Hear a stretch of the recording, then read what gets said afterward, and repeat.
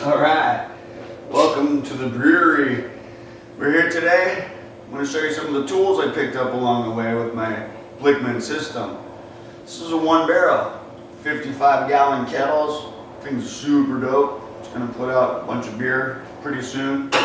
It's taken a while to get it up and running, but you know, some minor hiccups or road bumps, I guess, along the way. But yesterday we did a water test, which I'm about to take you through. But before, I want to show you some of the tools that I've picked up along the way that work with this system, because I've got a little collection now. Here's what I got. I have a 1-inch wrench. You can, guess you can't read, but the 1-inch wrench fits in there nicely, so I can tighten that. Although it's actually just a touch under 1 inch, but the 7/8 is too small. So I got a 1-inch for that, so I tighten those up. Recommend getting a narrow one here though, if you can, so it fits in there. This one barely fits, but as you can see, if you got anything wider than that, this is a Craftsman. I think the Huskies are a little wider. For example, you can see how this Husky is a little bit wider. Has a harder time fitting in there, so there you go. 1-inch wrench for that. Guess it goes like this.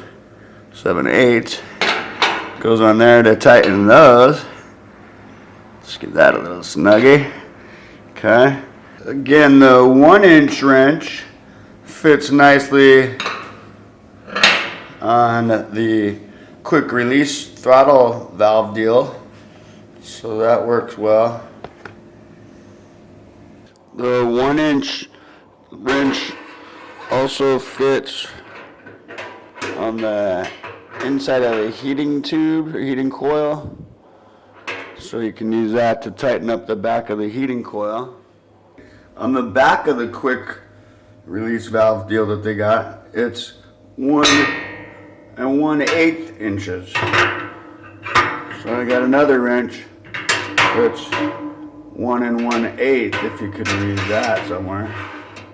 The last tool that I bought was this 7/8 inch socket, so that I can reach into those heating elements and torque the 2 bolts down inside there. You don't want to torque them too tight, but you can snug them up so they don't leak, especially since that's your power. You don't want any water getting into there. That'd be bad. So, yeah, got some tools. Cool stuff to add to my collection. And it's all tools that I can use to make this system work like it's supposed to. It's gonna be awesome. We got a mash chute, which is gonna require some cleaning at some point. So, let's see.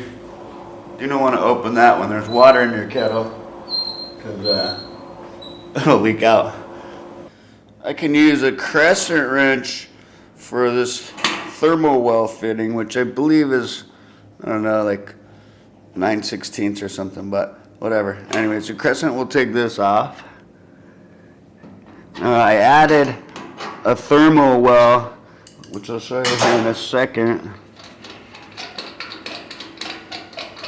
It makes the kettle a little bit more versatile, so that if I want to move it, I can take this heat probe out, and this isn't a hole because it's capped on the other side by the thermal well. So I could detach this, nothing leaks out, makes my kettle mobile. So thermal well was cool. Another nifty little gadget that I added to the system is a 3-way valve, so that you can control the flow of your hot liquids, or close it, or flow it this way. So it just adds a little bit of control over having extra liquid go back in your hoses. Not really a big deal, but it makes it easier to use. This is where the bottom of the Herms coil is. This is the top. So as water enters into the bottom of the Herms coil, I have control of direction. No big deal. Just a little addition, make it cooler. Another thing to be aware of when you're building these things, you do not put the washer in first and then your nipple. It makes big leaks. Put your nipple in, then your washer, stuff it on down.